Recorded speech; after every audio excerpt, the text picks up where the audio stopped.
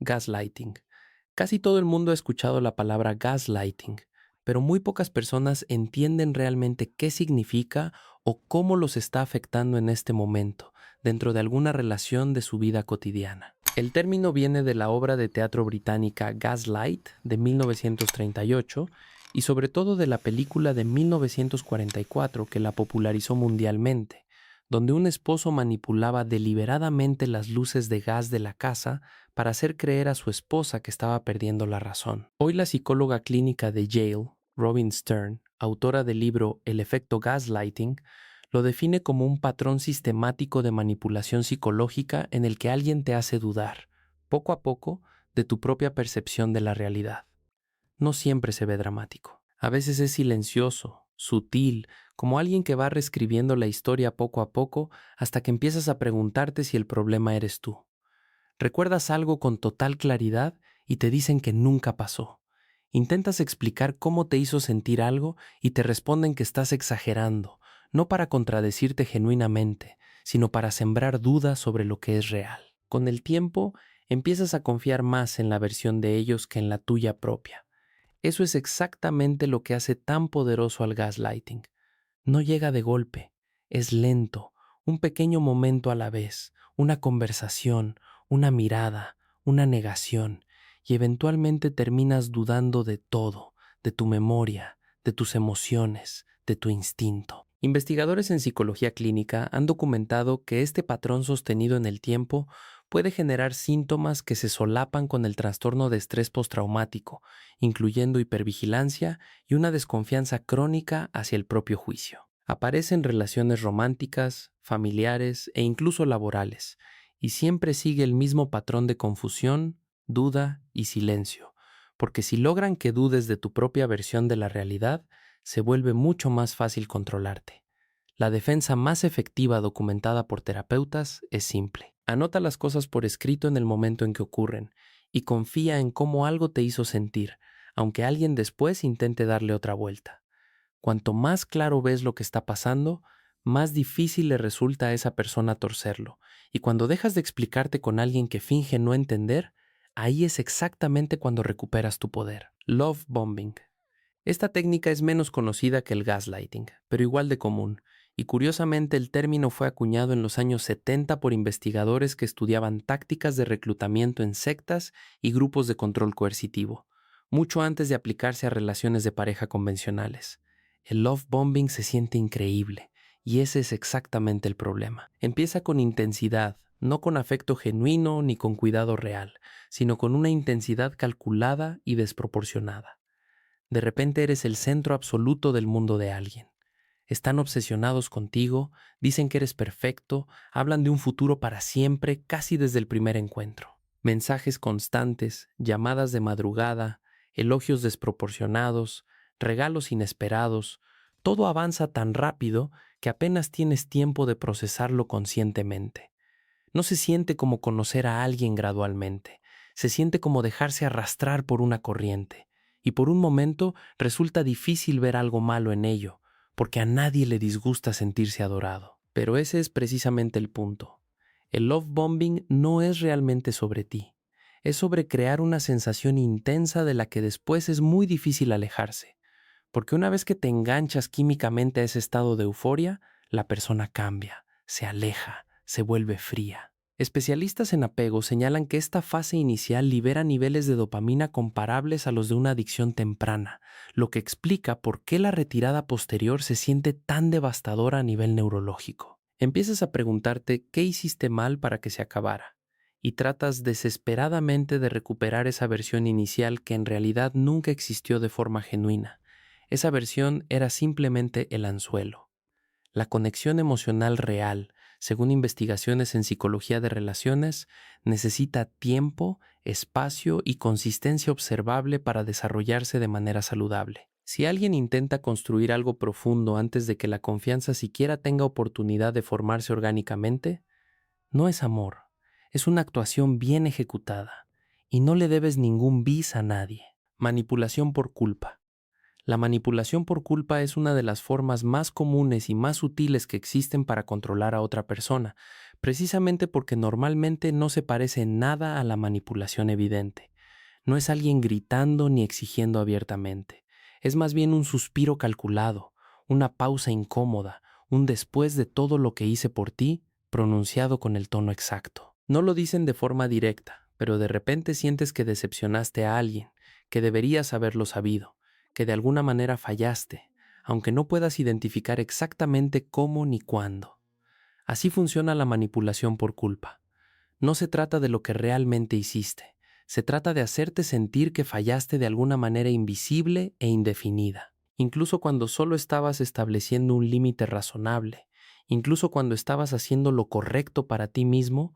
Esta táctica convierte el cuidado genuino en una moneda de cambio, y tu amabilidad se transforma en una deuda que sientes que siempre estás intentando saldar. Funciona especialmente bien con personas altamente empáticas y con tendencias de complacencia social, quienes sienten la tensión, el silencio y la decepción implícita, y terminan disculpándose por algo que ni siquiera hicieron. Terapeutas familiares han observado que este patrón es particularmente frecuente entre padres e hijos adultos, donde frases aparentemente inocentes cargan un peso emocional acumulado durante años de dinámica familiar. Aparece en familias, relaciones de pareja y grupos de amigos, y siempre persigue el mismo objetivo silencioso. Si no logran que digas que sí, harán que te sientas mal por decir que no. La estrategia recomendada por terapeutas cognitivo-conductuales es hacer una pausa consciente antes de reaccionar y preguntarte honestamente si realmente hiciste algo incorrecto o si simplemente te están haciendo sentir como si lo hubieras hecho. ¿La culpa real nace de tus propios valores? La culpa manipulada es únicamente la táctica de control de otra persona. Triangulación. La triangulación es lo que ocurre cuando alguien introduce deliberadamente a una tercera persona dentro de un conflicto en lugar de hablar contigo de forma directa, creando lo que el psiquiatra Murray Bowen, pionero de la terapia familiar sistémica en la década de 1950, describió formalmente como un triángulo relacional dentro de su teoría de sistemas familiares. No se siente como una discusión abierta, se siente como una conversación paralela a la que nunca fuiste invitado. De repente escuchas frases como, bueno, otra persona está de acuerdo conmigo, o todo el mundo piensa que estás exagerando. Eso no es comunicación genuina, es estrategia calculada. La triangulación crea una dinámica donde ya no estás lidiando con una sola persona, sino enfrentando lo que se siente como un equipo invisible. Y al sentirte en minoría numérica, tu propia voz empieza a sentirse más pequeña e insegura. Empiezas a preguntarte si tú eres quien está siendo difícil, dramático o simplemente equivocado, y ese es exactamente el objetivo. Cuando alguien triangula un conflicto, no busca resolver el problema original, busca ganarlo construyendo alianzas y desviando el enfoque hacia otro lugar. Bowen observó que este patrón tiende a repetirse generacionalmente dentro de las familias, transmitiéndose como un mecanismo aprendido de evitar la confrontación directa. Esta táctica aparece frecuentemente en sistemas familiares disfuncionales, como cuando un padre traslada sus quejas sobre un hijo hacia otro en lugar de sostener una conversación directa. También aparece en relaciones románticas cuando una pareja involucra a un amigo, un ex o incluso a un terapeuta para validar unilateralmente su propia versión de los hechos. De repente ya no estás simplemente en desacuerdo con esa persona, estás defendiéndote de toda una narrativa construida. La forma documentada de desarmar un triángulo es simple pero firme. Si alguien tiene un problema contigo, debe hablarlo directamente contigo, no sobre ti con alguien más, y no necesitas justificarte ante una tercera persona con la que nunca sostuviste la conversación original. El caballero blanco. El caballero blanco parece un héroe en la superficie.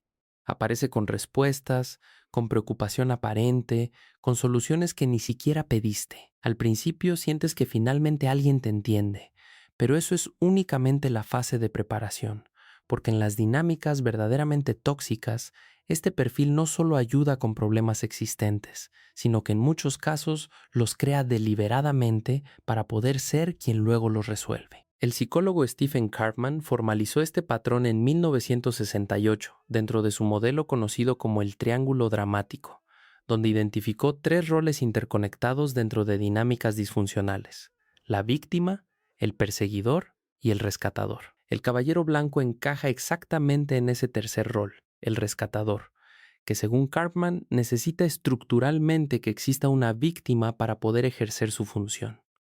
Agita conflictos entre bambalinas, erosiona lentamente tu confianza y luego aparece para consolarte justo cuando empiezas a venirte abajo. Te advertirá que alguien más está en tu contra y después se ofrecerá a protegerte de esas mismas consecuencias que ayudó a generar.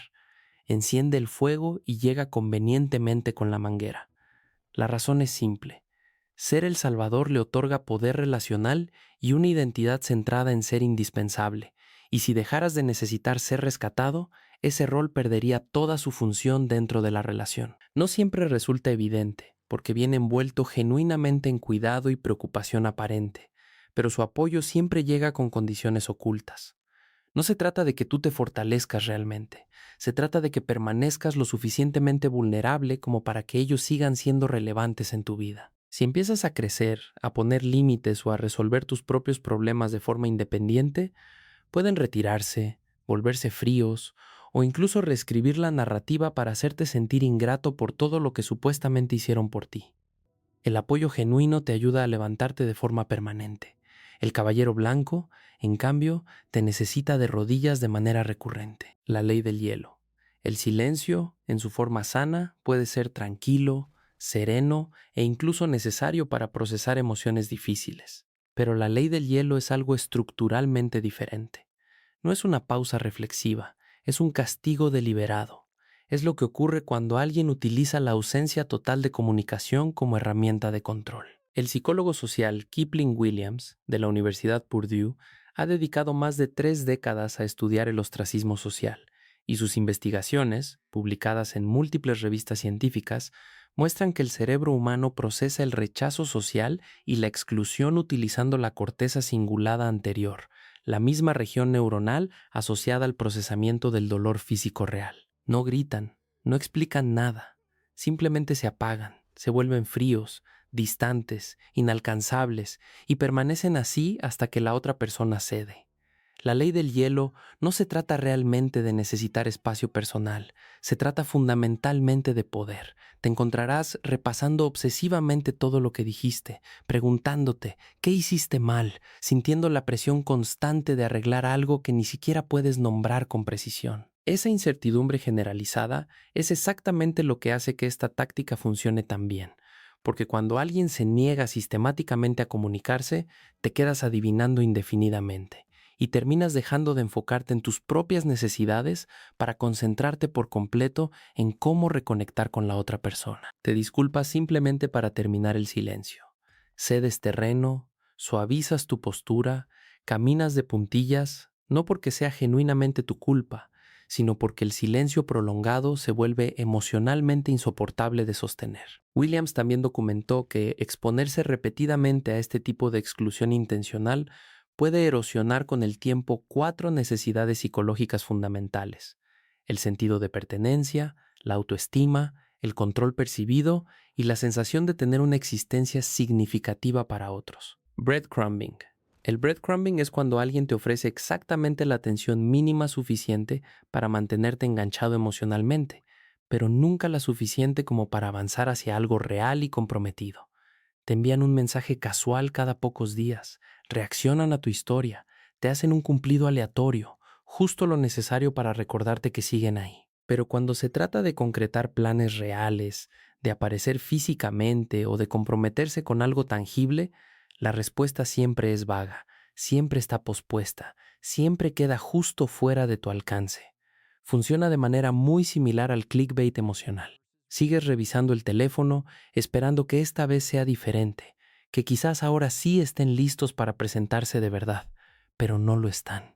Simplemente están dejando otra migaja. El término popularizado en la cultura de las aplicaciones de citas a partir de mediados de la década de 2010, describe con precisión un patrón intermitente de recompensa que, según estudios de psicología conductual, resulta especialmente adictivo porque el cerebro no puede predecir cuándo llegará el próximo pequeño estímulo positivo, un mecanismo similar al que sostiene el uso compulsivo de redes sociales.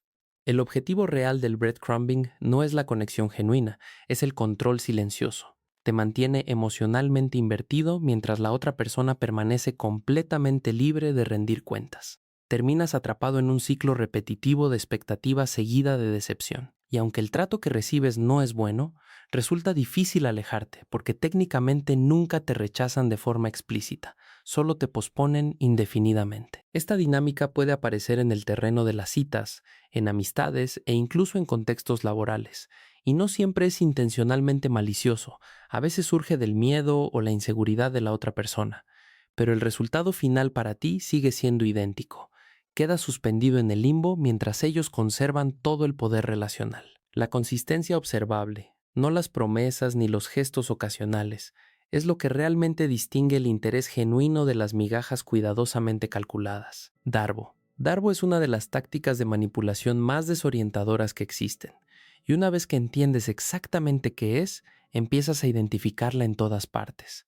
El acrónimo fue desarrollado formalmente en 1997 por la psicóloga Jennifer Freyd de la Universidad de Oregón y significa negar, atacar e invertir los roles de víctima y agresor. Es esencialmente un juego de manos psicológico, una forma de cambiar completamente el guión de una conversación en el momento exacto en que intentas pedir responsabilidad por algo. Así se desarrolla típicamente. Traes a colación algo que te lastimó, con calma, con respeto, simplemente intentando dialogar. Primer movimiento. Lo niegan por completo, afirman que eso nunca ocurrió, que te lo estás inventando o que estás siendo excesivamente dramático. Segundo movimiento. Te atacan directamente, cuestionan tu tono, tu momento elegido, incluso tu historial pasado. De repente la conversación ya no trata sobre lo que ellos hicieron, sino sobre cómo tú lo planteaste. Y entonces llega el giro final. Se convierten activamente en la víctima de la situación. Según ellos, no eres tú quien resultó lastimado, son ellos quienes están siendo atacados injustamente. Investigaciones posteriores de Freyd, publicadas en revistas especializadas en trauma y abuso de poder, han documentado que esta táctica es particularmente común en casos institucionales de agresión sexual y abuso de autoridad, precisamente porque resulta muy efectiva para generar duda pública sobre quién es realmente responsable de los hechos. Estudios de seguimiento posteriores encontraron que las personas expuestas a un patrón Darbo reportan niveles significativamente más altos de autoinculpación que quienes enfrentan una negación simple sin el componente de inversión de roles. Si estás del lado receptor, puede hacerte sentir confundido, avergonzado, incluso culpable por haber hablado en primer lugar. La defensa documentada más efectiva es no morder el anzuelo. Si la conversación gira repentinamente hacia el dolor y el sufrimiento de la otra persona, haz una pausa consciente, regresa a los hechos concretos originales y recuerda que pedir responsabilidad nunca es, en sí mismo, un ataque, y la verdad nunca es, por definición, una forma de crueldad.